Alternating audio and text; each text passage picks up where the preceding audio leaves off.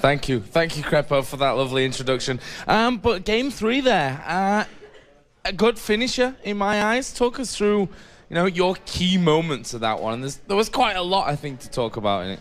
Well, it all started out by the first pick, Shyvana, and that's pretty much the entire story for me. I feel it's such a strong champion, and it definitely put the game in its final fold already, just from the get-go. I mean, Soaz is a really strong top laner, plus Shyvana, it's really hard to deal with. Other than that, the picking phase was pretty interesting and pretty well played by both teams after that. The contestation of Leona again, early pickup by CLG. Good counter by Fnatic saying, hey, we're not going to go for Annie again, we're definitely going for Thresh here. For a multitude of reasons, Thresh, the Flay, could interrupt the Xenoblade. We saw that a few times. Then Afromu played beautifully around that. He went opening with his ultimate, going for the immediate stun lock, and then allowing himself to Xenoblade in while, say, Thresh was stunned. Good follow-up from Trick, but they focused too much on Yellow Star. Yes, they got him twice. They got his flash, camped him again. But meanwhile, Rekkles, he never died. He never died in the last 2 games. He died once in the first game. Sure, you're getting gold and you're killing the support, but the AD carry, if he keeps farming, it's just not enough. I want to ask you as well about the items on Link. Double GP10, not something that we see very often, if ever, here in Europe. I mean, Link's been known to do that apparently in NA. I even tweeted about it. I was like, hey, what's up with this? I don't want to discredit it before. I don't want to knock it until I try it. Apparently he did it a lot in the past and very rarely does it now. Just feels like he shouldn't. He's spending gold to get gold items, to get more gold to buy more items, and I feel like he could cut those steps, especially in an AFK farm lane that is Morgana against Orianna. Not too much action was happening there. I feel he could have invested early into his Athenes and then spiked a little earlier with Rabadon's death cap and maybe won more fights, but by that time it would have mattered. I think the game was already too far in Fnatic's favor, so we will never know. What do you think to CLG overall? Obviously not going to be making it any further in this tournament, but considering this is their first tournament with the new lineup, I mean, there's some promising signs there, surely. I mean, they're having some problems here and there. I feel, and I'm not entirely sure if Trick was in his comfort zone. He did really well on these. He brought on Shyvana. The Jarvan, he got his gang stuff, but it was always on the support. But maybe that's just like a tactical mistake from the entire CLG lineup. We could definitely see the influence the Monte Cristo's having on them, showing them that, hey, the objectives are on the map to be taken. CLG was a lot more tower focused, a lot more rotations coming in, a lot more respect for vision. I'm definitely enjoying the way Afromu is supporting compared to his first passage. It definitely seems to enjoying a lot more, plays what he wants, plays it well. Doublelift is still Doublelift, so he's very strong. They just have to find more champions that each and every one is comfortable with, so they don't end up playing stuff they don't like, and just prepare for their opponents. So let's talk a little bit about the final while we've got time.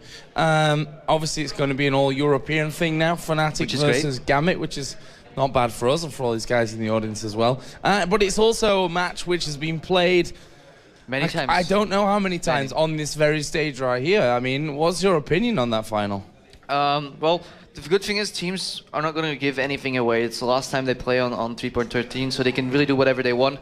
Fnatic's feeling confident, Gambit's feeling confident. Gambit's well rested. So Gambit's always the best one. Either they bootcamp or they have a lot of time before the event, so they don't spend traveling back and forth too much. So we're going to see a really strong Gambit, and maybe slightly under-practiced Fnatic, but still showing a lot of mental agility here. So I'm really looking forward to that match. It's going to be great. Cyanide's been playing well. Diamond's always been playing well. Peke had a little off game the second game, but if he gets up against Alex East, it's going to be interesting. Rekkles against Edward, so to say, both coming in new. Edward and Genja being really good entity together, combined with Rekkles and Yellowstar. All around the map, it's pretty even. I have no idea who I give it to. Maybe, I don't know. I'm not even going to try. I'm not going to try. That's cheating. Okay, fine. Fnatic. Okay, there we go. That's what I wanted to know. So Fnatic going to be for that one. We've of course got the amateur final coming up here next as well. So let's just touch on that one quickly. Ninjas in Pajamas versus Copenhagen Wolves are setting up on the stage right now. What's your thoughts on that one? We were talking about it earlier on, and from my side, I'm not quite so sure what to expect out of that. I mean, what I saw from Wolves was very surprising. Let's face it. If they lose Shook and they lose Rekkles, and I think any team losing those 2 players, I'd be like, well, yeah, well, they're done for. An amateur team, where are they going to find that other teams won't pick up? And they scouted talent, they immediately played with it, and they have synergy, and they played really, really damn well. As opposed to Ninjas in Pajamas, so-called amateur team, but they're still like 3 members of Lemon Dogs in there. They have to refine a little synergy in between. But both teams showing really, really great games, and they can definitely tie on the same level as these pro teams. Well, we'll be bringing that game next of all. We're going to be casting together, so I'll see you on the other side. That'll be cool. So that game will be coming up next, obviously the amateur final. But first of all, I want to hear what someone has got to say about this game. Rekkles, who had a fantastic game. We saw that hug there with double lift at the end as well. Absolutely fantastic series, and you seemed quite nervous, and I've seen you play a lot, I've talked to you a lot, and I don't think I've ever seen you this nervous. Why do you think that is?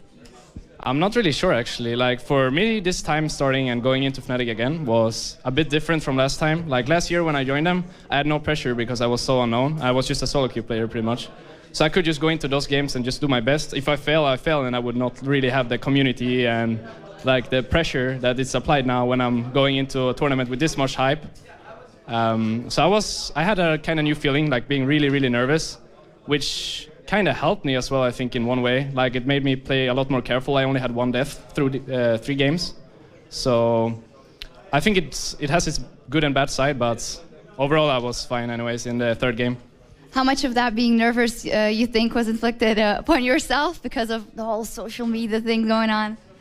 Well, for me, it's like this thing with double lift is kind of just for fun, and I think it's good that people as well do it, because it's like, if everyone is just boring, as double lift says himself, it's like, why would people look for you? Like, posting my post on Twitter was like 500 retweets, and it was pretty cool. Like, even if it's just 3 words, it's like so much drama going, and I think it's good for the community as well to get something of that. So I will probably keep on going that. Even the hug was a bit like that as well. A little bit of disrespect followed up by a hug. Always very nice to see. But in the game 2, a clear dip there for you guys.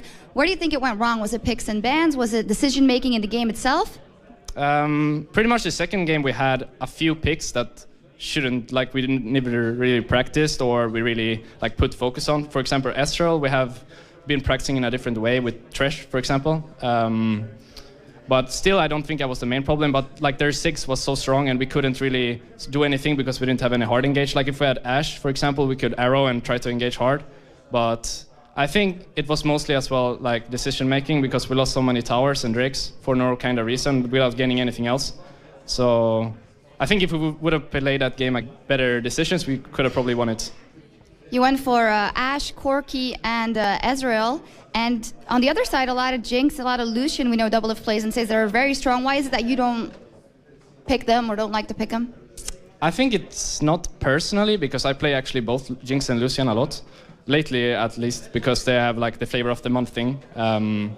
But for the team, which we want to win, of course, and for the team, playing like Ashe, Ezreal, Corki, like something high, really, really high damage, or something with CC like Varus or Ashe, it fits the team so much better, because Peke and Soaz is already so good at what they're doing, and they play so much damage. Like Morgana and Shyvana had so much damage that game.